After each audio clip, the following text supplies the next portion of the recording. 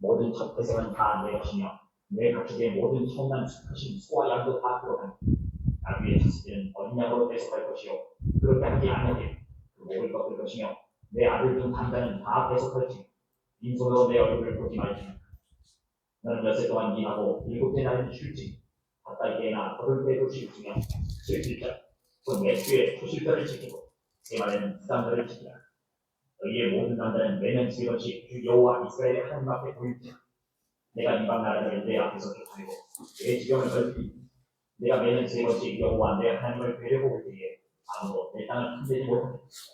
네, 여기까지 보도록 하겠습니다. 예, 오늘 32장에서 34장 정도까지 봤는데요. 오늘은 출애굽기 25장에서부터 좀 공부를 하게 됩니다. 25장으로 다시 펴주시고요. 제가 기도하고 모임을 시작하겠습니다. 하나님 아버지 은혜와 사랑을 감사드립니다. 오늘도 저희들을 사랑하여 주시어서 또 수요 사경회로 모일 수 있도록 인도하시고 하나님의 말씀 앞으로 나올 수 있도록 인도하여 주시니 감사드립니다. 오늘도 저희들에게 이 출애굽기의 말씀을 통하여서 하나님의 뜻과 음성을 듣게 하여 주시고 하나님께서 우리에게 원하시는 삶이 무엇인지를 온전히 깨닫고 하나님을 영화롭게 하는 복된 인생들로 살아갈 수 있도록 인도하여 주옵소서. 감사드리며 예수 그리스도 이름으로 기도드립니다. 아멘. 우리 찬송가 200장 함께 찬양하겠습니다. 찬송가 200장입니다.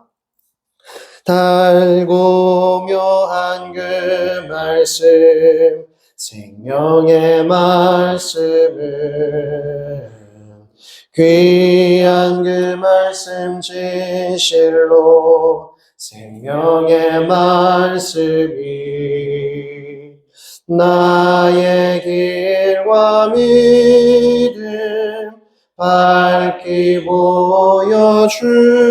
보여주니 아름답고 귀한 말씀 생명샘이로다.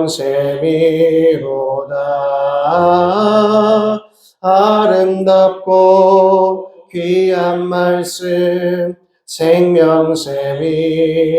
생명샘이로다. 귀한 주님의 말씀은 내 노래 되도다. 모든 사람을 살리는 생명의 말씀을 값도 없이 받아 생명길을 가니 아름답고 귀한 말씀 생명샘이로다. 아름답고 귀한 말씀 생명샘이로다. 널리 울리어 퍼지는 생명의 말씀은 마음의 용서와 평안을 골고루 주나니 다만 예수 말씀 듣고 복을 받네. 아름답고 귀한 말씀 생명샘이로다. 아름답고 귀한 말씀 생명샘이로다.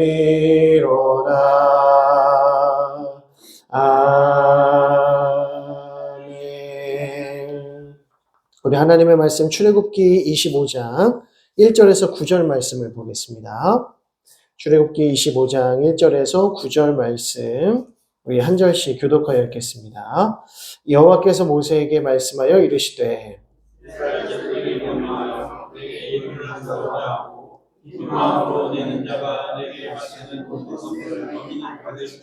너희가 그들에게서 받을 예물은 이러하니 금과 은과 놋과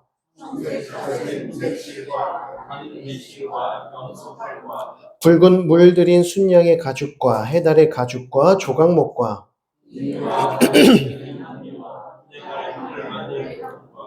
호마노미어 에봇과 흉패에 물릴 보석이니라.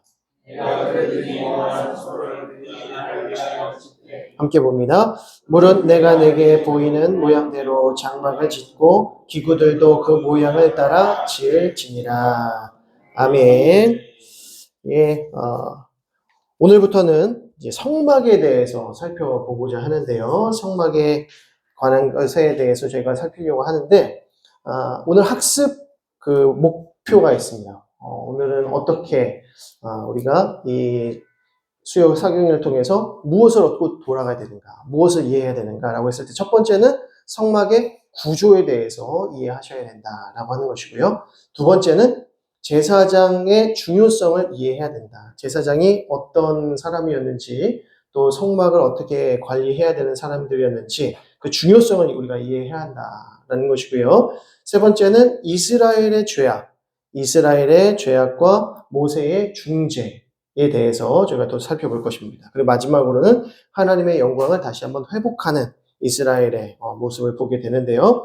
이 네 가지를 오늘 이 시간을 통해서 우리가 배우고 또 은혜 받기를 소망합니다. 자, 지난주에 저희가 배웠던 것이 무엇이었냐면 이제 출애굽기 19장 5절에서 6절 말씀을 보니까 너희가 내 말을 잘 듣고 내 언약을 지키면 너희는 모든 민족 중에서 내 소유가 되겠고 너희가 내게 대하여 제사장 나라가 되며 거룩한 백성이 되리라고 했습니다. 기억나시죠? 자, 이 짧은 두 개의 구절이 결국에는 출애굽기 19장에서부터 레위기 전체에 이르는 이 전체 내용을 아우르고 있고 요약해주고 있는 말씀이다라고 했습니다. 그래서 너희가 내 말을 잘 듣고 내 언약을 지키면 이라고 하는 것이 무엇이냐? 바로 율법에 관한 말씀이라는 것이죠. 이스라엘 백성들이 하나님께서 주신 율법을 지켜야 된다는 것입니다. 그렇게 하면 이제 세 가지의 복이 주어지는데 내 소유가 되겠다. 자, 너희는 내 소유가 되겠고 라고 하는 말씀이 출애굽기 25장에서 40장에 이르는 오늘 보게 될 이 성막 건축에 관련된 내용이고요. 그리고 너희가 내게 대하여 제사장 나라가 된다. 이것이 레위기 1장에서 10장의 내용. 그리고 거룩한 백성이 될 것이다 라고 하는 것은 레위기 11장에서 27장의 내용이라고 말씀을 드렸습니다. 그래서 이 전체 내용, 이 짤막한 구조를 핵심적인 내용을 이해하시고 그리고 출애굽기 19장에서부터 레위기를 읽어 내려가신다고 하면 우리가 예전과 같은 그 고통에서 조금은 벗어날 수 있다. 그냥 막연하게 이 출애굽기 19장에서 레위기를 읽어 내려갔던 것과 다르게 뭔가 잡히는 것이 있으실 거고요. 하나님께서 이스라엘을 만나시고 그들과 함께 하시기 위한 하나님의 은혜가 무엇인지에 대해서 우리가 조금 더 자세하게 이해할 수가 있게 되는 것입니다. 자, 그래서 강의한 2페이지를 보시게 되면 2번 성막에 대해서 이제 보도록 하겠습니다. 그 옆에 보시면 출애굽기 25장 40장 이렇게 해서 언약 백성과 함께 하신다는 증거로서의 성막이라고 이렇게 소제목이 붙여져 있습니다. 언약 백성과 함께 하신다는 증거로서의 성막. 자, 앞서 말씀드린 대로 네가 내 말을 잘 지키면 율법을 잘 준수하면 너희가 내 소유가 될 것이다. 너희 이스라엘 백성들을 나의 소유로 삼을 것이다 라고 하는 그 증거가 무엇이냐면 바로 성막이라고 하시는 겁니다. 성막. 그래서 25장 첫 번째부터 보시면 성막이 어떻게 지어지는지에 대해서 쭉 이야기가 되어 있습니다. 그래서 성소를 짓는 25장에서 27장의 내용, 그리고 제사장에 관련된 내용이 28장에서 29장에, 그리고 추가 지시사항에 대해서는 30장과 31장에 걸쳐서 나오고 있습니다. 그런데 이 긴 내용을 우리가 짧게 어느 정도 정리하고 요약만 하시면 충분히 유익하리라고 생각이 들고요. 자, 그 밑에 레위기 26장 11절과 12절 말씀을 함께 읽어보겠습니다. 빨간색 글씨죠. 같이 읽어봅니다. 시작. 내가 내 성막을 너희 중에 세우리니 내 마음이 너희를 싫어하지 아니할 것이며 나는 너희 중에 행하여 너희의 하나님이 되고 너희는 내 백성이 될 것이니라. 너희는 내 백성이 되고 나는 너희의 하나님 되리라. 이것이 무엇이죠? 언약의 핵심이라 그랬습니다. 하나님께서 이스라엘 백성들과 맺으신 그 언약은 무엇이냐면 너희가 내 말을 잘 지키면 나는 너희의 하나님이 되고 너희는 내 백성, 내 소유가 될 것이다 라고 하는 것이 언약의 핵심이라고 했습니다. 자, 그런데 여기서 레위기 26장 11절의 말씀은 내가 내 성막을 너희 가운데 세우리니 라고 말씀합니다. 내 성막을 너희 가운데 세우리니 너희가 내 백성 되리라. 내가 너희의 하나님 되리라 라고 하는 것입니다. 그러니까 언약의 중심에 무엇이 있다? 성막이 있다는 것을 우리가 알 수가 있는 것이죠. 그래서 하나님께서 이스라엘 백성 가운데 거하신다라고 하는 의미로서의 이 성막에 대한 내용입니다. 자, 그러면 성막이라고 하는 것은 결국에 어떤 의미가 있는가? 성막은 하나님께서 임재하시는 장소다.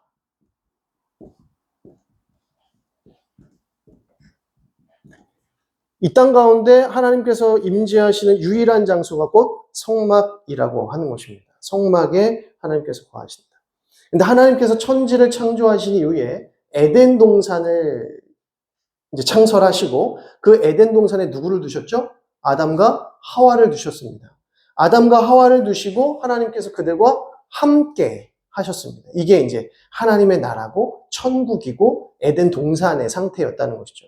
그러니까 인간이 범죄하기 직전의 상태는 바로 이 에덴 동산의 상태였고요. 그것은 하나님께서 인간들과 하나님께서 지으신 인간들과 함께 하시는 것이다라고 했습니다. 자, 그렇다면 그런 의미에서 성막은 에덴 동산의 의미를 갖고 있는 것이죠. 하나님께서 이스라엘 백성들과 함께 하신다. 이 성막을 통해서 하나님께서 임재하시고 그곳 가운데에서 이스라엘 백성들과 교제하시고 그들을 만나시고 그들과 함께 하시는 것, 그런 의미에서 성막은 에덴 동산의 의미를 갖는다고 볼 수가 있습니다. 그래서 에덴 동산에서 쫓겨나지 않으려면 어떻게 돼요? 하나님의 법을, 하나님의 말씀을, 율법을 잘 지켜야 하는 것이죠. 선악과를 따먹으면 안 되었다는 것입니다. 근데 선악과를 따먹고 그리고 율법을 어기게 되면 어떻게 되는 거예요? 하나님의 나라의 백성들로부터 쫓김을 당하는 것이죠. 그러니까 하나님께서 하나님의 언약 백성들을 하나님의 이 성막이라고 하는 에덴 동산이라고 하는 곳에서 함께 하시는 이것이 하나님의 나라이고 하나님께서 우리의 하나님 되시고 우리가 하나님의 백성 된다는 것을 보여주는 가장 명백한 증거이고 표가 된다고 하는 것이죠. 그런 의미에서 성막이 매우 중요하다. 또 이제 에덴 동산, 잊혀졌던 에덴 동산이 회복되는 역사구나라고 하는 것을 기억하시면 되겠습니다. 자, 저희가 그 앞에 그 뒤쪽에 그 종이 좀 나눠드렸는데 혹시 종이 안 받으신 분 계시면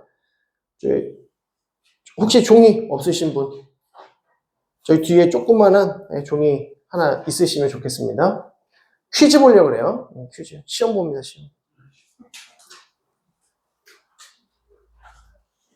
자, 그림 그리기를 하나 하도록 하겠습니다. 그림 그리기. 뭘 그릴까요?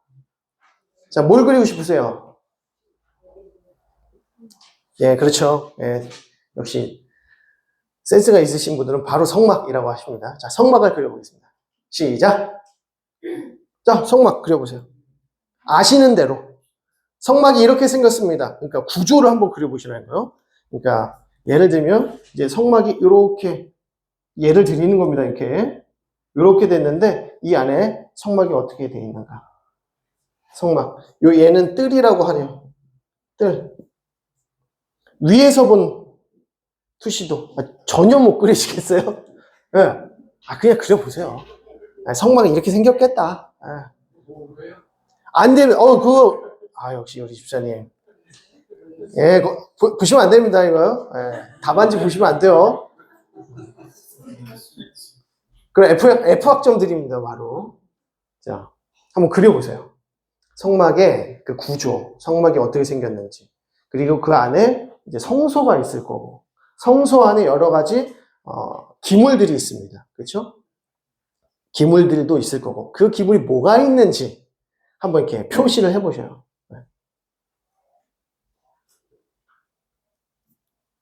그냥 대충 크게 그리시면 됩니다. 뭐 전시할 거 아니니까 두려워하지 마시고. 그리고 이 바깥 뜰에도 뭐가 좀 있어요. 그죠? 바깥 뜰에도 기물들이 좀 있고요. 기구들이.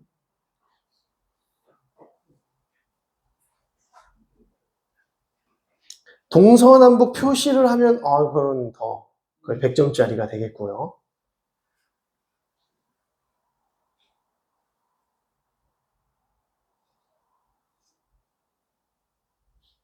지금 뭔가 그림을 그리고 계시는 건지 아니면 그리는 척을 하고 계시는지 모르겠는데, 자, 그래서 성막을 이해해야 된다. 성막의 구조를 이해하셔야 된다라고 하는 겁니다. 자, 지금 우리 선생님께서 이렇게 그려놓으신 거 잘 이렇게 보시고 진짜랑 어떻게 차이가 나는지 한번 비교를 한번 해보시면 좋겠습니다. 자, 제일 먼저 성소라고 하죠. 성소가 지어집니다. 자, 이 안에 이제 여기가 뜰이에요. 그죠? 성막뜰이라고 합니다. 이건 전체 성막이라고 하는데 성막뜰, 그러니까 울타리를 말합니다. 울타리. 이렇게 문이 있고요. 이렇게 울타리가 있는데 여기가 방향이 어떻게 되죠? 동서남북 중에 여기 문이 열리는 곳 동쪽입니다. 동쪽, 서쪽, 남쪽, 북쪽. 그리고 이제 그 동쪽에서 이제 들어가면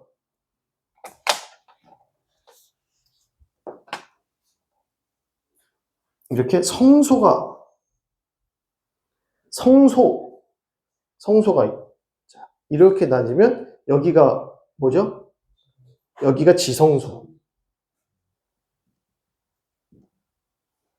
여기가 성소. 요거 가림막 요거 뭐라 그러죠? 휘장. 자, 그럼 지성소 안에 뭐가 있습니까? 예, 법궤라고도 하고 법궤, 언약궤, 증거궤라고도 합니다. 증거궤. 왜냐하면 이 안에 뭐가 들어있기 때문에요. 언약의 두 돌판, 증거판이라고 하는 언약의 두 돌판이 이 안에 들어가 있는 거죠. 그러니까 율법판이 들어있다 해서 법궤, 언약궤, 증거궤 이렇게 부르는 거예요. 그 안에 두 돌판이 들어가 있는 것에 대해서 여러 가지 표현으로 적고 있는 겁니다. 그래서 증거궤라고 하고요. 자, 바로 휘장 문을 열고 나오면 여기에 뭐가 있어요, 이렇게. 휘장에 들어가기 전에. 이게 향단. 분향단이라고 하는데, 향단. 분향단. 향을 피워놓는 데죠. 자, 그리고 이쪽에 또 네모난 게 있습니다. 요거는 뭐를 이렇게 놓는데, 떡을 놓는 진설병상, 진설병상이라고 하고요. 그리고 여기 그 반대편, 맞은편에 뭐가 있죠? 네, 등잔대가 있습니다. 등잔대. 등잔대는 이렇게 그리시면 돼요. 셋, 짠. 이렇게 등잔대. 하나, 둘, 셋. 이렇게 그리시면 됩니다. 이 등잔대. 자, 그리고 성소에 들어가기 전에 동그란 데가 있어요. 노수로 만든, 동으로 만든 큰 물두멍. 그리고 그 앞에가 네모난 게 있죠? 이게 뭡니까? 제단. 네, 방제단이라고도 하고요. 제단인 거죠. 그래서 이제 바깥에 이건 성막뜰이라고 하고요. 이렇게만 정리하시면 이제 성막 구조는 끝나는 겁니다. 그래서 지성소 안에 언약궤가 있고 성소 안에는 세 가지의 성물이 있습니다. 그래서 진설병상, 분향단, 등잔대, 그리고 바깥에 뜰 안에는 물두멍이 있고 제단이 있다라는 것이죠. 자, 여기가 이게 이제 성막이잖아요, 성막. 그러면 이스라엘 백성들은 어떻게 진을 쳤느냐? 진이라고 하는 것은 텐트를 어떻게 쳤느냐예요. 그 수많은 이스라엘 백성들이 어떻게 진을 쳤냐? 여기에는 이제 유다 지파를 중심으로 한 세 개의 지파가 쭉 성막, 자기 텐트를 치는 거예요. 자기 가족들이 살 텐트를 쭉 칩니다. 그리고 이쪽 반대쪽은 에브라임 지파를 비롯한 세 개의 지파가 쭉 세우고, 또 이쪽은 뭐 르우벤 지파에서 쭉, 위에서는 또 나머지 지파들이 쭉 해가지고 크게 이렇게 진을 친다고 하는 거죠. 그래서 자기의 장막을 치는 겁니다. 자기의 텐트를 치는 겁니다. 그러니까 캠핑처럼. 그래서 그 가운데에 뭐가 있어요? 성막이 있다는 겁니다. 그래서 이스라엘 민족 한가운데 하나님이 임재하시는 장소로서의 성막이 있는 것이고, 그 성막의 중심에 또 뭐가 있다? 지성소가 있다. 지성소의 중심에 뭐가 있다? 증거궤가 있다. 바로 그 증거궤의 정중앙인 시은좌라고 말하는데, 그 시은좌에 하나님이 임재하신다 이렇게. 이스라엘 전 세상 가운데 모든 민족 가운데 이스라엘에게, 이스라엘 온 민족 가운데 그 정중앙인 성막 가운데, 성막의 정중앙인 지성소의 증거궤의 시은좌에 이렇게 하는 거예요. 그래서 그 자리에 이렇게 하는 거예요. 하나님께서 임재하시더라는 것이죠. 자, 그래서 25장에서 27장의 내용은 성소가 어떻게 지어졌어요? 자, 성소가 어디죠? 여기죠, 요게 성소입니다. 이 성소가 어떻게 구성되어 있는지를 보는 겁니다. 자, 그 성막과 성표 26을 보시면, 표 26을 보시면, 성막과 성소에서 지침이 나오죠, 지침.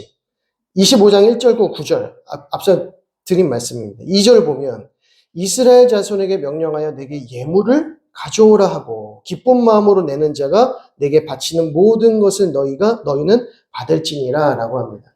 그러니까 모세에게 말씀했을 때 온 이스라엘 백성들에게 무엇을 가져오라? 너희가 가지고 있는 예물을 가져오라 하는 거예요. 자, 여기서 체크하실 거 뭐냐면 25장의 내용부터 40장이 이제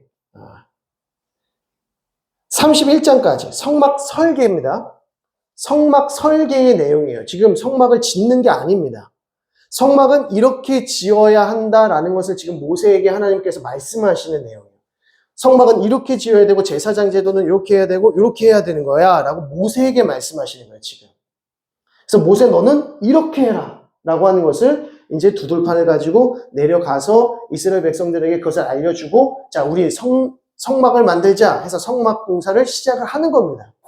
그러기 전에 먼저 모세를 불렀다가 설계도를 만드시는 거죠. 설계도를 가르쳐 주시는 거예요. 그게 바로 25장에서 31장까지의 내용이라는 것을 기억하시면 됩니다. 그러니까 아직 짓지 않는 겁니다.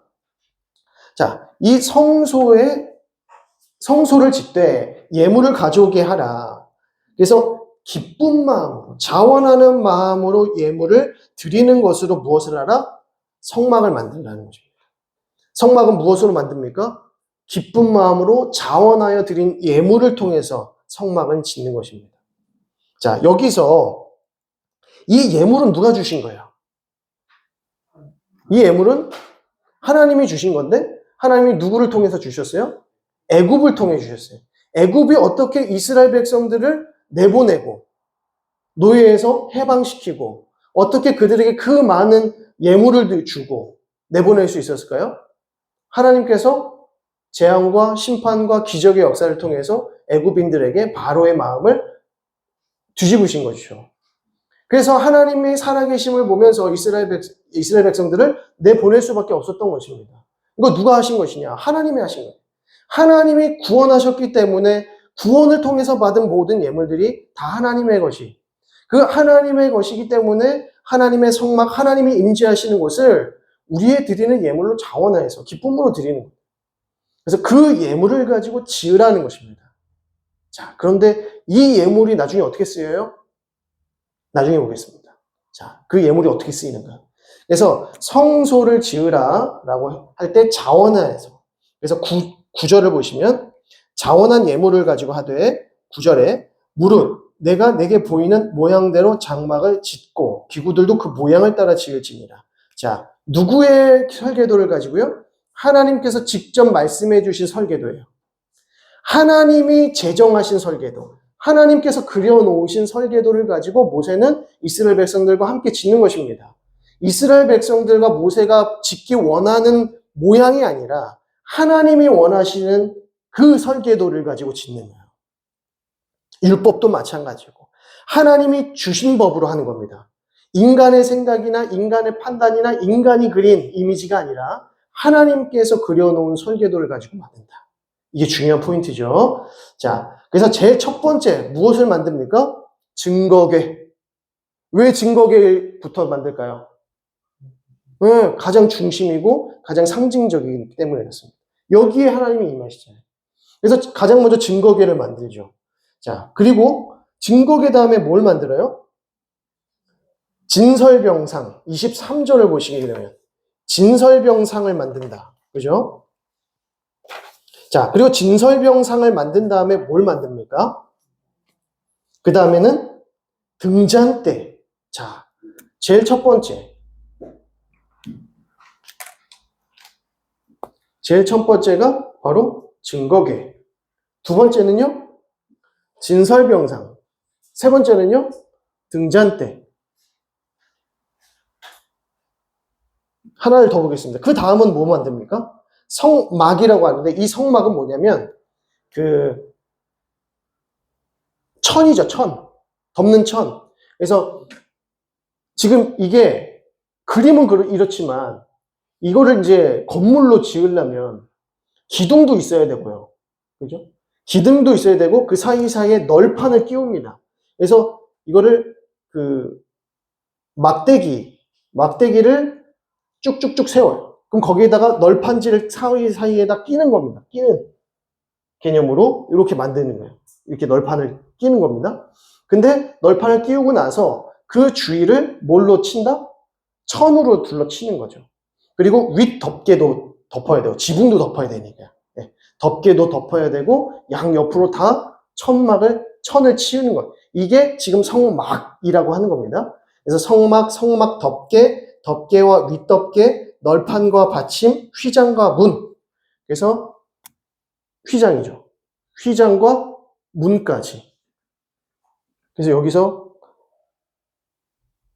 성막을 짓는데 이제 휘장까지 한 4번이라고 하겠습니다. 그 다음은요, 제단. 27장에 넘어가시면 제단 몇 번이죠? 5번.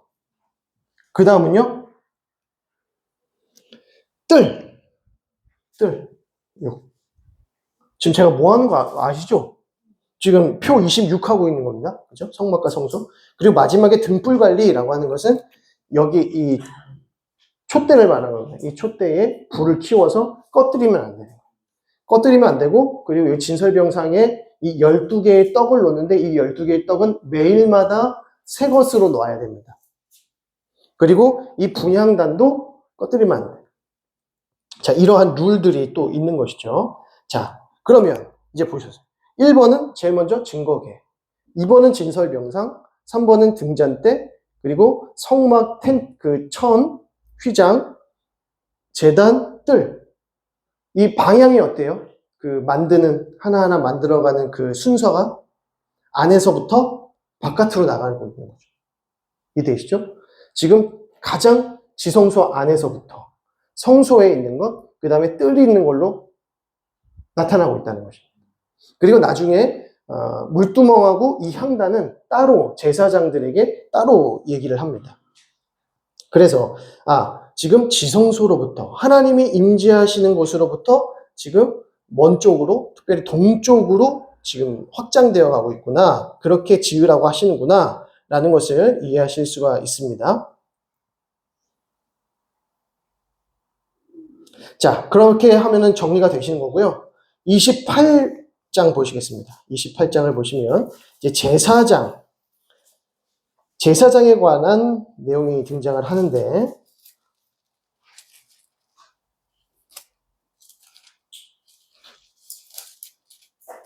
이 제사장 규례에 관한 내용을 보게 되면 가장 먼저 제사장의 옷에 대해서, 의복에 대해서 이야기합니다. 자, 이제는 답안지를 한번 펼쳐보도록 하겠습니다. 답안지. 자, 여기 안에 있는 답안지. 거기 펴져 놓으시죠? 그래서 그 성막의 뜰의 구조, 성막 뜰의 구조 보이시죠? 성막과 성막 뜰의 구조. 그 안에 보시면 성막이 있고, 물동이라고 있고, 물두멍이라고 하기도 하고, 그리고 번제단, 제단이라고 나와 있고, 성막 내부도를 보니까 지성소하고 성소로 나뉘어지고, 지성소 안에는 언약궤, 법궤, 증거궤, 라고 불리는 언약궤가 있고요. 휘장이 있고 그 바깥에는 향, 제단이 있고 진설병상 등잔대 그리고 이제 그 방위도 있죠? 이 방위표. 그래서 이렇게 되어 있는 거 동쪽입니다. 이게 이 동쪽 뭐가 중요하겠나 싶지만 이거 헷갈리지 않으시려면 기억하고 계셔야 돼요. 그래서 문을 저쪽으로 내셔야 됩니다. 자, 이렇게 돼 있고 그 밑에 보니까 성물들 해가지고 등잔대는 이렇게 생겼고 등잔대 이 모양이 어떠세요? 어떤 모양 같으세요? 여기 이 그림은 약간 뭐 뼈 붙여놓은 것 같은 그런 느낌인데 이게 약간 그 불꽃, 그 나뭇가지에 불꽃이 붙은 느낌의 이미지라고 합니다. 그리고 이 언약궤를 보시게 되면 지금 새예요. 이거 뭐예요? 네. 이거 그룹이라고 하죠. 그룹이 뭘까요? 뭐 팀, 뭐 이렇게 얘기하시면 큰일 납니다. 이거 이 그룹이라고 하는 것은 이제 체룹이라고 하고 체루빔이라고도 하는데 이게 이제 하나님의 그 보디가드 같은 느낌인 겁니다. 뭐 하나님께서 보디가드가 필요는 없지만 그 옆에서 함께 이렇게 수호하고 옆에서 보좌하는 천사들을 가리켜서 이제 체룹이라고 하는데 이게 번역할 때 그룹이라고 하는 겁니다. 그래서 이 그룹들이 이렇게 서로 맞닿아 있는데 이 날개와 날개가 만나는 그 지점에 뚝 떨어지는 곳. 거기가 어디예요? 날개와 날개가 이렇게 두 천사의 날개와 날개가 딱 만나서 뚝 떨어지는 그 점. 거기가 시은좌. 예. 이해되세요? 그래서 지금 이 두 천사가 지금 서 있는 곳, 이게 뚜껑이에요. 그 뚜껑을 속죄소라고 합니다. 속죄소. 속죄소라고 하고 그 위에 두 천사가 날개를 뻗어가지고 딱 만나는데 그 만나서 뚝 떨어지는 곳, 거기가 시은좌라고 합니다. 시은좌. 그래서 하나님께서 임하시는 자리다라고 해서 시은좌라고 하고요. 이 속죄소 뚜껑을 딱 열고 그 안에는 뭐가 들어가 있어요? 3개가 들어가 있어요. 근데 지금은 아직은 안 들어가 있고 아직 안 돼 있으니까 제일 먼저 뭐가 들어가는 거죠? 법궤, 2 돌판이 들어가는 것이고요. 그리고 또 뭐 들어가요? 아론의 쌍난 지팡이 들어가고요. 3번째 뭐가 들어갑니까? 그렇죠. 만나가 들어가요. 만나가 들은 항아리가 들어가게 되는 거죠. 그래서 그 3가지가 들어가게 돼서 이제 언약궤가 되는 겁니다. 근데 증거궤라고 하는 것은 가장 먼저 증거의 2 돌판이 들어갔기 때문에 증거궤가 되는 겁니다. 그래서 언약궤는 3가지가 다 들어갔을 때 언약궤가 되는 것입니다. 그래서 이 그림을 이해하셔야 되고, 자, 그 위에 보면 제사장이 있습니다. 제사장. 대제사장입니다. 요거는 대제사장의 의복입니다. 그래서 이 대제사장의 의복을 보게 되면 제일 먼저 28장에서 등장하는 것이 바로 이 의복인데 이 아론의 대제사장의 옷을 28장 6절부터 보시면 에봇부터 시작을 합니다. 에봇이 뭐냐면 이 앞치마 같이 생긴 겁니다. 앞치마 같이 생긴 게 제일 겉쪽인데 그것이 에봇입니다. 에봇. 그래서 그림으로 보시게 되면 약간 얼룩덜룩한 거 있죠. 약간 뭐랄까 색동옷 비슷하게 생긴 그 앞치마. 그게 에봇이에요. 그 에봇 위에 이거 보석 박힌 거 이거 뭡니까? 이 보석 몇 개 박히죠? 12개 박힙니다. 이 12개 박힌 보석 뭘까요, 이거? 네, 이거를 뭐라고 부를까요? 흉패. 네, 그거를 이제 가슴에 넣는다고 해서 흉패라고 해요. 그래서 12개의 보석이 박혀 있죠. 무슨 옷, 뭐 이렇게 해가지고 뚝 박혀 있습니다. 자, 그렇게 해서 에봇이 있고, 흉패가 이제 15절부터 30절에 이르는 내용이 이제 흉패가 나오죠. 판결 흉패라고 해서. 그래서 판결 흉패의 안주머니가 있는데, 거기는 2가지의 어떤 그 성물을 안에 집어넣고 들어가요. 하나는 우림, 하나는 둠밈. 우림과 둠밈이라고 하는 것을 가는데 우림은 빛이라는 뜻이고 둠밈은 완전이라는 뜻이에요. 그래서 이 2개를 이 안쪽으로 집어넣고 들어가는 것입니다. 그래서 하나님의 그 말씀을 선포할 때나 대제사장이 항상 이 옷을 입고 있어야 된다는 것이죠. 자, 그리고 이제 36절을 보시면 28장 36절 너는 또 순금으로 패를 만들어 도장을 새기는 법으로 그 위에 새기되 여호와께 성결이라고 하고라고 합니다. 이마에 여호와께 성결이라고 하는 표를 새기고 들어가는 거예요. 자, 그래서 지금 나눠드린 이 그림에 보면 금관처럼 생긴 거, 이게 여호와께 성결이라고 쓰여져 있는 거죠. 이해되시겠죠? 자, 그렇게 해서 이제 속옷도 입고 띠를 띠고 관도 쓰고 속바지도 입고 이렇게 쭉 나오는 겁니다. 근데 요거 그렇게 우리가 지금 이 시대에 살아가면서 이거 의복이 그렇게 중요하진 않습니다. 예전에 제가 그런 거 보고 이게 제가 한참 이제 신대원 들어가려고 성경 공부하고 있을 때 그때는 진짜 별의별 걸 다 알고 있어야 되거든요. 이것까지 할 정도로 별의별 걸 다 알아야 되는데, 그때 한참 공부할 때 어떤 내용이 있었냐면, 이제 관유 있잖아요. 이제 아론에게, 이제 또 왕에게 기름 붓는 그 관유를 만드는 법이 나와요. 그 만드는 법을 레위기에 쭉 자세하게 기록해 주셨거든요. 그래서 그 레위기에 나온 그 관유 만드는 법을 쭉 읽다 보면 어떤 생각이 드냐면, 이거 한번 만들어 볼까? 이런 생각이 듭니다. 무슨 향이 나길래 그러지? 한번 만들어 볼까? 라고 하는데 그 마지막 구절에 딱 읽다 보면 마지막 구절에 뭐라고 하나요? 이거 함부로 만들면 저주받을지어다 이렇게 나와요. 그래서 순간 이거 만들면 안 되는구나 이런 생각을 합니다. 하나님은 우리 속내를 다 알고 계세요. 그래서 이거 하나하나를 다 만들어 낼 수 있도록 굉장히 지금 섬세하게 디테일하게 지금 말씀해 주고 계신다는 것이죠. 그러니까 이것이 우리가 지금 이 시대를 살아가면서 이게 뭐가 이렇게 중요할까라고 하지만 하나님께서 이스라엘 백성들과 언약을 맺으시는 그 관계 속에서 하나하나를 얼마나 거룩하게 성결해 나아가시는가를 볼 수가 있는 것입니다. 거룩하게 성결해 나아가심으로써 이것을 순종해 나아갈 때 하나님께서 그 마음 가운데 응해 주시고 기쁨 주시고 하나님께서 영광을 거두시는 거죠.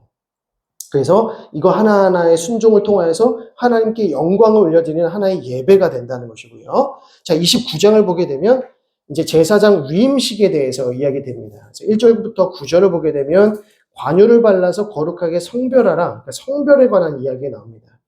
그러니까 아론과 대제사장과 그 아들들, 4명의 아들들, 제사장 그룹인데요. 이들을 하나님께서 특별하게 구별하라라고 말씀하십니다. 그래서 그 관유를 발라서 거룩하게 구별하라라고 하는 내용이 1절부터 9절까지 나오고요.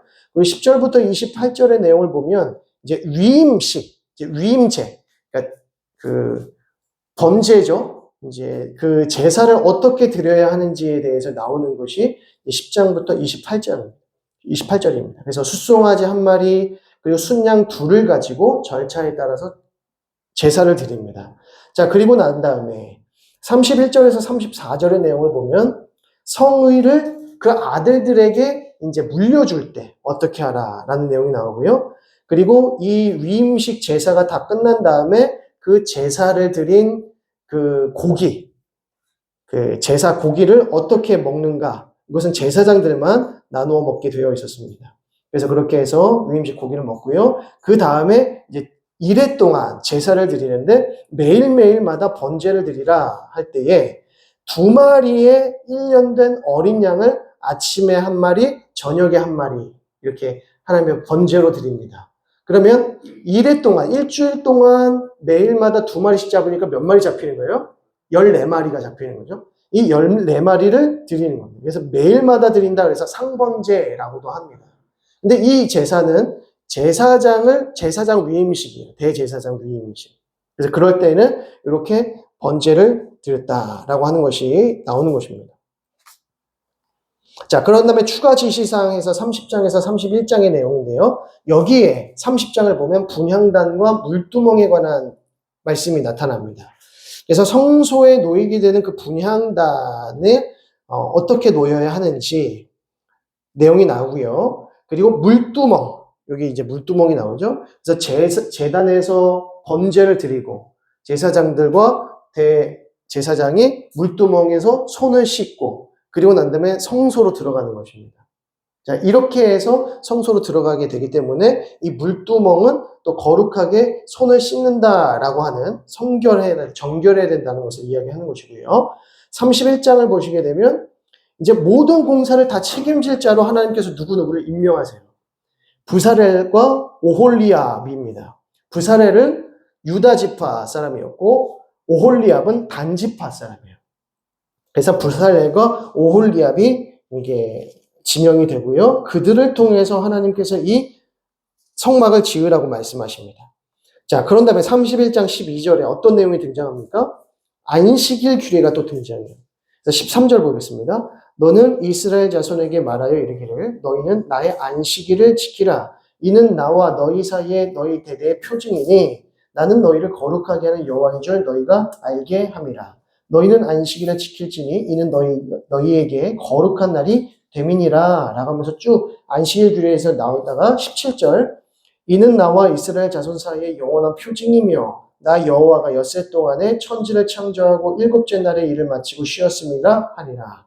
자, 지금 성막을 어떻게 지어라 라고 하는 설계도 주시고 이 성막을 섬길 자들로 아론과 그의 아들들을 위임하라, 제사장으로 세워라, 이렇게 위임시켜라 라고 정해 주셨어요. 그리고 이 성막을 누가 지어라? 누구 중심으로 지어라? 부사렐과 오홀리압 중심으로 지어라. 지을 사람까지 다 지정해 주셨어요. 다. 이제 끝났습니다. 이제 이거 가지고 이스라엘에게 가서 하나님께서 이렇게 말씀하셨으니 다시 우리가 다 같이 성막을 짓자. 이렇게 하면 시작하면 되는 거죠. 그런데 하나님께서 모세에게 이 설계도랑 다 주시고 난 다음에 뭐를 말씀하시냐면 안식일 지키라는 거예요. 왜 안식일 갑자기 안식일 얘기가 왜 나오는 거예요? 하나님께서 천지를 창조하신 이후에 마지막 6번째 날에 아담과 하와를 지으시고 인간을 지으시고 안식하셨어요. 천지 창조를 하시고 인간을 창조하시고 그들과 함께 하시고 작정하시고 에덴 동산에서 함께 하시면서 7째 날에 쉬신단 말이죠.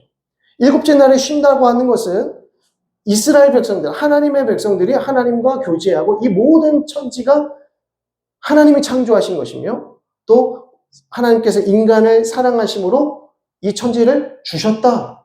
너희를 사랑함으로 준 것이다. 라는 것을 묵상하고 하나님을 예배하는 날로서 이 안식일을 제정하신 것이죠. 그렇다면 성막을 이렇게 지어라, 제사장 이렇게 해라 라고 하시면서 마지막에 안식일 지켜라는 것은 결국 성막은 또 한 번의 천지 창조와 같다는 거예요. 하나님께서 하나님의 백성들을 택하셔서 그들과 교제하시고 그들과 함께 하시기 위한 하나님의 나라를 다시 한번 창조하신 사건이에요. 그래서 이 출애굽기와 레위기를 보면 가장 중요한 날이 안식일이에요. 여러 절기들도 매우 중요하지만 안식일이 너무 중요해요. 그래서 4번째 계명이 뭡니까? 안식일을 거룩히 지키라. 안식일을 거룩히 지키라. 우상 섬기지 마라. 하나님만을 섬기라. 라고 하시면서 4번째 계명에 안식일을 지켜라. 그래서 첫 번째부터 4번째 계명은 누구 사랑에 대한 계명입니까? 하나님 사랑에 대한 계명이에요. 하나님을 우리가 어떻게 사랑해야 됩니까? 우리의 목숨과 우리의 뜻과 우리의 마음과 우리의 모든 것을 다해서 하나님 사랑해야 된다고 말씀하셨어요. 안식일을 우리가 어떻게 지켜야 됩니까? 우리의 뜻을 다하여, 우리의 목숨을 다하여, 생명을 다하여, 마음을 다하여 지켜야 되는 거예요. 안식일. 왜 그럴까요? 하나님께서 이 세상을 그리고 이 성막을 이스라엘 백성들을 교회를 그렇게 창조하셨기 때문에 이것은 새 창조의 역사예요. 이 새 창조의 역사 가운데 있는 이스라엘 백성들은 어떻게 살아가야 됩니까? 하나님만을 사랑하는 마음으로 하나님이 주신 계명에 순종하며 살아가야 돼요. 이 모든 과실은 다 먹어도 되지만 이 선악을 알게 하는 나무의 과실만은 먹지 마라. 이것만 지키면 되는 거예요. 이걸 못 지켜가지고 이 사단이 나는 겁니다. 그죠? 그런데 이 사단이 또 한 번 성막 제도에 대한 것을 다 주시고 제사장 주시고 다 했어요. 그래서 모세가 들고 내려가는 거 이제 짓기만 하면 돼. 내려갔더니 무슨 일이 벌어지고 있습니까? 금송아지 사건이 돼요. 이 금송아지 사건은 그럼 결국 뭐예요? 아담과 하와가 하나님 앞에 범죄한 사건이랑 똑같은 거예요. 그래서 이 금송아지 사건을 비롯해서 하나님께서 무엇을 말씀하시면 내가 너희와 내가 너희를 약속의 땅까지는 내가 인도해 줄게.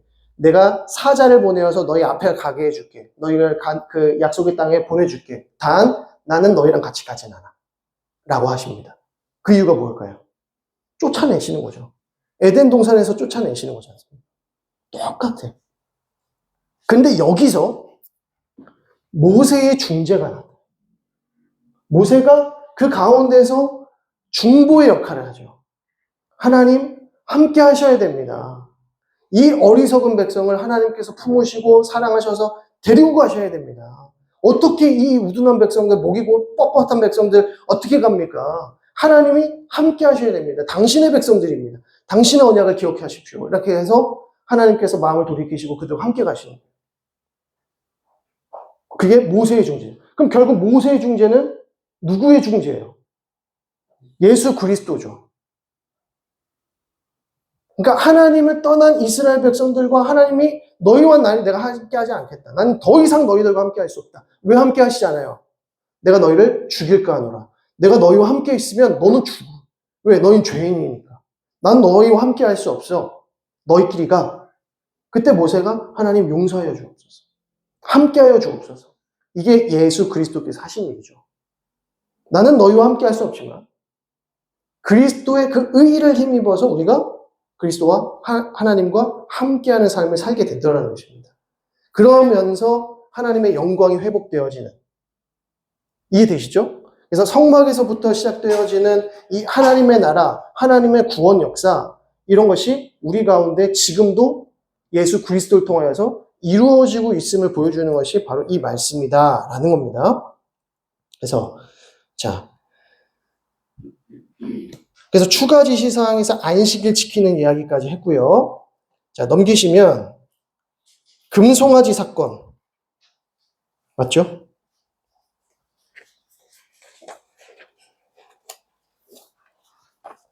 그래서 32장을 보시면 백성이 모세가 산에서 내려오니 더딤을 보고 모여 백성이 아론에게 이르러 말하되 일어나라 우리를 위하여 우리를 인도할 신을 만들라. 이 모세 곧 우리를 애굽 땅에서 인도하여 낸 사람은 어찌 되었는지 알지 못함이니라. 아론이 그들에게 이르되 너희의 아내와 자녀의 귀에서 금고리를 빼어 내게로 가져오라. 자, 이 예물 어디다 쓰는 예물이에요, 이거? 이거 어디다 써야 돼요? 성막에 써야 되잖아요, 성막에. 자원하여서 하나님 섬기는 일에 써야 되는데 이거를 뭐 하는 데 쓴다는 거예요, 지금. 금송아지 만들, 우상 섬기는 일에 쓴다는 겁니다, 지금. 자, 그래서 4절. 아론이 그들의 손에서 금고리를 받아 부어서 조각칼로 새겨 송아지 형상을 만드니. 자, 송아지 이 조각칼로 세웠어요. 금고리를 부어서 조각칼로 새겼어요. 뭘 새겼어요? 송아지 형상을 새긴 거예요. 누가? 아론이. 아론이 자기 손으로 금을 부어다가 그거 말려다가 손으로 깎아서 금송아지 만들었다고요. 근데 대신에 이제 여기서 금송아지라고 하니까 우리는 이만큼 막 무슨 증권회사 앞에 있는 그 송아지 그 큰상, 와, 금도 많았어. 이렇게 생각하지만 그렇게 크게 못 만듭니다. 굉장히 작아요. 그래서 고고학에서 출토된 그 우상들을 보면 대부분 이런 것보다 조금 더 큰 크기예요. 한 이 정도 되려나요? 이 정도? 왜냐면 그 정도 금을 모을 수도 없고 그만한 기술도 없고 그리고 그 큰 걸 어떻게 해서 언제 조각하고 있습니까? 그죠? 40일 내에 조각할 수도 없어요. 그래서 굉장히 작았어요. 그러니까 얼마나 초라합니까, 인간이? 인간이라는 존재가 얼마나 초라한가. 이게 너희의 신이로다 라고 합니다. 7절 여호와께서 모세에게 이르시되 너는 내려가라. 내가 애굽 땅에서 인도하여 낸 내 백성이 부패하였도다. 그들이 내가 그들에게 명령한 길을 속히 떠나 자기를 위하여 송아지를 부어 만들고 그것을 예배하며 그것에게 제물을 드리며 말하기를 이스라엘아 이는 너희를 애굽 땅에서 인도하여 낸 너희 신이라 하였도다. 여호와께서 또 모세에게 이르시되 내가 이 백성을 보니 목이 뻣뻣한 백성이로다. 그런즉 내가 하는 대로 두라. 내가 그들에게 진노하여 그들을 어떻게 하리라? 진멸하고 너로 하여금 큰 나라를 이루게 할 것이다. 다른 계획을 세우겠다라고 하시는 거죠. 그때의 모세가 뭐라고 합니까? 그의 하나님 여호와께 구하여 이르되 여호와여 어찌하여 그 큰 권능과 강한 손으로 애굽 땅에서 인도하여 내신 주의 백성에게 진노하시나이까? 어찌하여 애굽 사람들이 이르기를 여호와가 자기의 백성을 산에서 죽이고 지면에서 진멸하려는 악한 의도로 인도해 내었다고 말하게 하시려 하나이까? 주의 맹렬한 노를 그치시고 뜻을 돌이키사 주의 백성에게 이 화를 내리지 마옵소서. 주의 종 아브라함과 이삭과 이스라엘을 기억하소서. 언약을 기억해 주옵소서라고 하는 것이죠. 애굽 사람들이 뭐라고 하겠습니까? 하나님께서 이들을 다 진멸하시면 애굽인들이 뭐라고 하겠습니까? 겨우겨우 끌어내서 구원했더니 결국에선 저 산에서 죽이는구나. 저들의 신이 어떤 신인가? 라고 하지 않겠습니까? 라는 거죠. 그래서 아브라함과 이삭과 이스라엘의 언약을 기억하옵소서. 그때 14절에 여호와께서 뜻을 돌이키사 말씀하신 화를 그 백성에게 내리지 아니하시니라 라고 합니다. 그들에게 화를 내리지 아니하셨다라고 합니다. 자, 여기서 모세가 이스라엘을 대신하여서 하나님 앞에 회개하고 참회하면서 하나님의 뜻을 돌이켜달라고 했던 이 중재, 이 마음, 이것을 가리켜 성경은 온유라고 합니다. 모세가 이 세상에 온 지면에 가장 온유한 자라고 했을 때 이 온유는 어떤 것을 가리킬까? 착하다, 상냥하다 그런 온유가 아니라 하나님에게 길들여진 성품을 온유라고 합니다. 그래서 이 온유라고 하는 원래 단어는 헬라어에서 야생마를 길들이는 작업. 그래서 이 야생마를 주인의 말이 잘 듣도록 조련하고 훈련해서 만든 그 성품. 그래서 주인에게 충성하는 성품을 가리켜서 온유라고 하는 겁니다. 그러니까 무조건 착하고 막 웃고 다니고 막 계속 때려도 웃고 막 바보처럼 웃고 옆집 형처럼 이게 온유가 아니라 무엇이 온유입니까? 길들여진 성품. 하나님께 순종하는 성품. 이게 온유입니다. 모세의 온유함은 여기서 나타납니다. 이스라엘의 완악함을 자기도 너무나도 잘 알고 있지만 하나님의 영광을 위하여 이 완악한 백성을 품어주시기를 기도하는 이것이 온유함이야. 우리가 이 세상 가운데 또 우리 교회 가운데에서 성도들 가운데에서 온유하게 살아야 됩니다라고 하는 것은 우리가 그 가교 역할을 하는 것이죠. 하나님께 나아가지 못하는 성도들 도와주고 그들에게 덕을 끼치는 것. 이게 온유함이라는 거죠. 자, 그렇게 해서 하나님께서 뜻을 돌이키셔요. 자, 그런데 이제 16절 보겠습니다. 그 판은 하나님이 만드신 것이요 글자는 하나님이 쓰셔서 판에 새긴 것이더라. 자, 그러면서 이제 모세가 여호수아와 함께 내려가는 거예요. 왜냐면 여호수아가 함께 올라가지 않았었습니까? 그래서 중턱에서 여호수아는 기다리고 있었고 모세는 40일 동안 그 돌판을 받아서 내려오는 거예요. 자, 그런데 여호수아가 들으니까 머리서부터 들으니까 무슨 소리가 들려요? 모세 선생님, 지금 백성들이 싸우는 소리가 들립니다. 근데 조금 더 내려오니까 모세가 뭐라고 합니까? 18절에 모세가 이르되 이는 승전가도 아니고 패하여 부르짖는 소리도 아니다. 내가 듣기에는 노래하는 소리다. 19절 진에 가까이 이르러 그 송아지와 그 춤추는 것들을 보고 크게 노하여 손에서 그 판들을 산 아래로 던져 깨뜨리니라 라고 합니다. 여기서 두 돌판이 깨졌다라고 하는 것은 언약이 깨졌다라는 것이죠. 하나님의 이 언약이 하나님께서 주신 말씀의 언약이 너희의 불순종으로 깨졌다는 것을 의미하는 것입니다. 모세가 그들이 만든 송아지를 가져다가 불살라 부수어 가루를 만들어 물에 뿌려 이스라엘 자손에게 다 마시게 했다. 금가루지 않습니까? 다 그걸 다 해서 거기다 물을 부어가지고 다 마시게 했어요. 22절 아론이 이르되 내 주여 노하지 마소서 이 백성의 악함을 당신이 아시지 않습니까? 그러니까 모세가 아론에게 너 왜 이렇게 했느냐? 네가 영적인 리더로서 아론과 훌이 있었지 않습니까? 아론과 훌을 남겨두고 올라간 거지 않습니까? 아론과 훌이 어떤 인물입니까? 바로 그 전에 르비딤에서 아말렉과 전투할 때 산 꼭대기 같이 올라와서 모세 양 옆에서 그의 팔을 들어놓고 승리를 했던 그게 아론과 훌이었어요. 그 아론과 훌을 놔두고 자, 잘 다스리고 있어. 그런 다음에 모세와 여호수아는 올라갔단 말이죠. 시내산으로. 근데 아론이 어떤 짓을 했냐면 우상을 섬기겠다는 거예요. 근데 그때 아론이 뭐라고 하냐면 이 백성의 악함을 아시지 않습니까? 나도 어쩔 수 없다는 거죠. 23절. 그들이 내게 말하기를 우리를 위하여 우리를 인도할 신을 만들라. 이 모세 곧 우리를 애굽 땅에서 인도하여 낸 사람은 어찌 되었는지 알 수 없노라 하기에 내가 그들에게 이르기를 금이 있는 자는 빼내라 한즉 그들이 그것을 내게로 가져왔기로 내가 불에 던졌더니 이 송아지가 어떻게 했어요? 이게 지금 우리가 지금 뻔히 다 알고 있는데 우리가 앞서 지금 다 얘기했는데 그죠? 어떻게 했다고요? 아론이 손수 자기 손으로 조각했다 그랬어요. 조각했다고. 근데 지금 뭐라고 합니까? 송아지가 딱 나왔다. 거짓말도 이런. 그런데 이 아론의 이 변명이 누구를 생각하게 만들어주죠?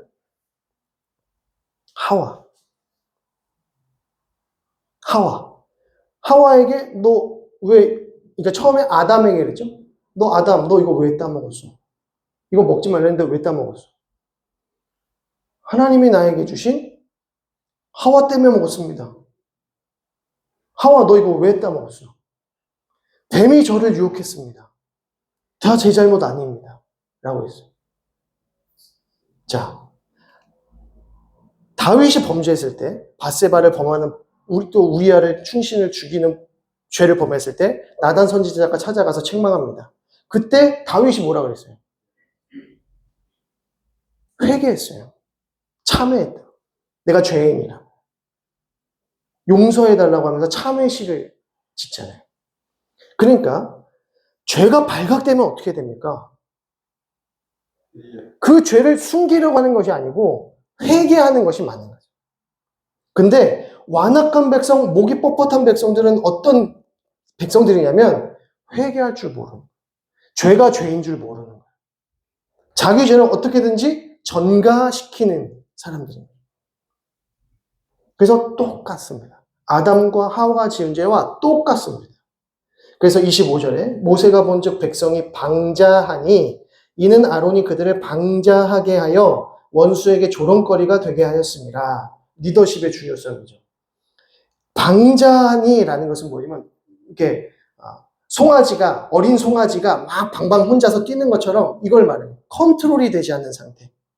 그래서 영어로는 컨트롤이 안 되는 상태라고 합니다. 막 방방 뛴다는 거예요. 근데 그 이유가 뭐냐? 아론 네가 방방 뛰고 있다 지금. 네가 컨트롤이 안 되고 있다. 그러니까 이스라엘 백성들을 방자하게 만든다. 네가 컨트롤이 안 되니 컨트롤할 수 없다. 이런 것이죠. 그래서 오히려 원수에게 조롱거리가 되겠다. 그래서 모세가 진 문에 서서 이르되 누구든지 여호와의 편에 있는 자는 내게로 나오라 했더니 레위 자손이 모였습니다. 그러면서 27절에 각각 중반부에 너희는 각각 허리에 칼을 차고 진 이 문에서 저 문까지 왕래하며 각 사람이 그 형제를 각 사람이 자기의 친구를 각 사람이 자기의 이웃을 죽이라 하셨느니라. 레위 자손이 모세의 말대로 행하며 이날의 백성 중에 3,000명가량이 죽임을 당하니 이게 무슨 말씀이냐면 그 금송아지 주변으로 해서 춤추고 노래했던 사람들 그들을 다 쳐 죽인 겁니다. 그들이 내 가족이든 내 형제든 내 친구든 상관없이 우상 숭배했던 분들 다 죽였다는 것이죠. 그게 몇 명이라고요? 3,000명이에요. 3,000명. 그래서 이로 인하여서 하나님의 그 진노가 누구를 엎드리게 된 것이죠. 그런데 32장 이제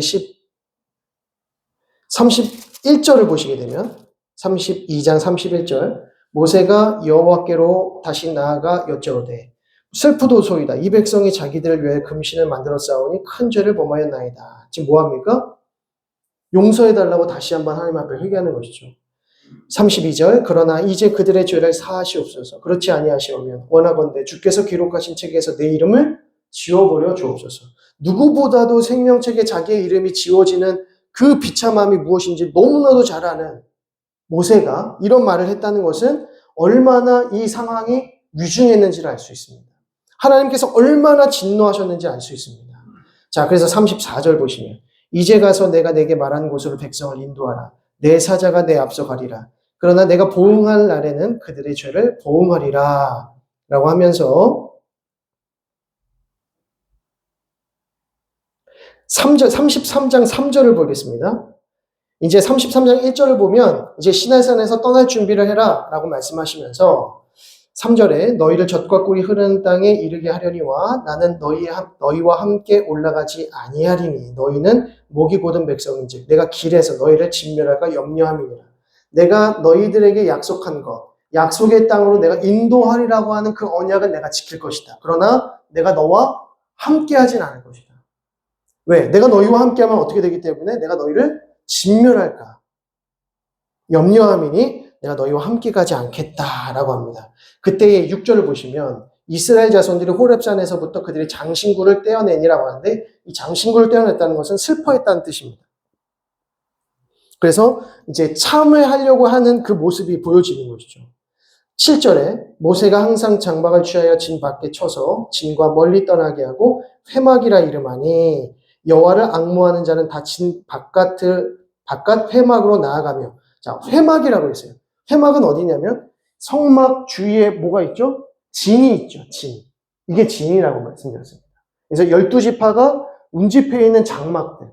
근데 그 장막 넘어가면 뭐가 있어요? 회막이라는 곳을 만들어 놨다는 것입니다. 회막이라는 것은 말 그대로 모일 수 있는 텐트를 하나 더 만들어 놨다는 것이죠. 마치 교회같이 회당 같은 그 회막을 만들어 놨다는 거예요. 진 밖에 있었습니다. 그 회막에 모이게 하는 것이죠. 그러면서 11절을 보시게 되면 끝부분에 눈의 아들 젊은 수종자 여호수아는 회막을 떠나지 아니하니라. 뭐 한 겁니까? 여기서 여호수아가? 회개한 거예요. 기도한 거죠. 하나님께서 용서하실 때까지 기도한 겁니다. 왜 여호수아가 차기 리더십으로 뽑혔는지 알 수 있는 대목이고요.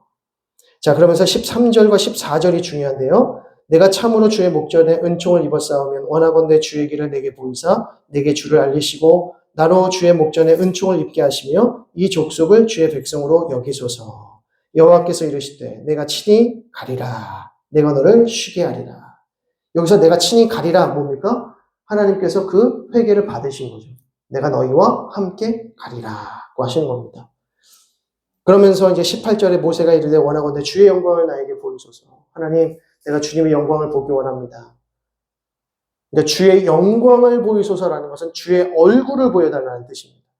주님의 얼굴을 보여주옵소서. 그랬더니 20절에 이르시되 내가 내 얼굴을 보지 못하리니 나를 보고 살 자가 없음이라.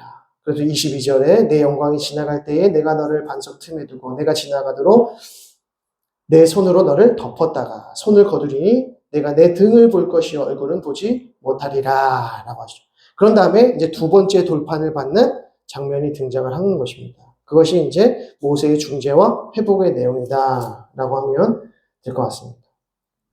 자, 여기까지 하도록 하겠습니다. 그래서 다음 주에 34장에서부터 보시면서 이제 성막공사 정리하고 레위기로 이렇게 넘어가도록 하겠습니다. 기도하겠습니다.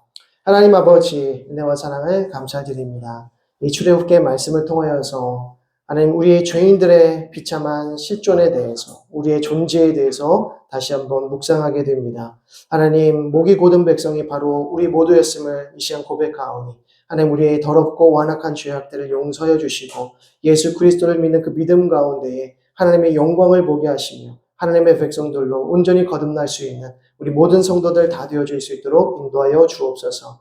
말씀을 통하여 날마다 우리를 구원하신 예수 그리스도를 바라볼 수 있도록 인도하시고 의지할 수 있도록 인도하시고 예수 그리스도를 통하여 하나님을 더 사랑할 수 있는 우리 모든 성도들 다 되게 하여 주옵소서. 감사드리며 예수 그리스도 이름으로 기도드립니다. 아멘. 하늘에 계신 우리 아버지여 이름이 거룩히 여김을 받으시오며 나라의 임하옵시며 뜻이 하늘에서 이룬 것 같이 땅에서도 이루어지이다. 오늘날 우리에게 일용할 양식을 주옵시고 우리가 우리에게 죄 지은 자를 사하여 준 것 같이 우리의 죄를 사하여 주옵시고 우리를 시험에 들게 하지 마옵시고 다만 악에서 구하옵소서. 대개 나라와 권세와 영광이 아버지께 영원히 있사옵나이다. 아멘. 우리 주위 분들에게 수고하셨습니다. 감사합니다. 인사하시겠습니다.